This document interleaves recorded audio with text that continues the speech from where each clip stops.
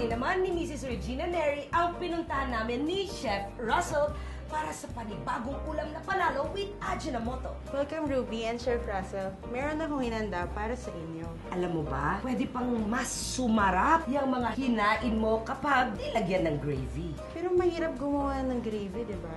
Hindi na ngayon, Regina, napakadali na dahil mayroon ng Tasty Boy Gravy. Simple lang ang pag-prepare ng ating Tasty Boy Gravy Mix. Isang tasa ng tubig, ibudbud ng gravy mix. Haluing mabuti hanggang sa ito ay ma-dissolve. Ililipat natin ito. Haluing mabuti hanggang sa kumulo. Chef, ang dali lang pala gawin ng gravy. Napakadali talaga. Kayang-kaya ng pasarapin ang paboritong fried dishes ng pamilya. Pwede rin siya sa inihaw, mashed potato.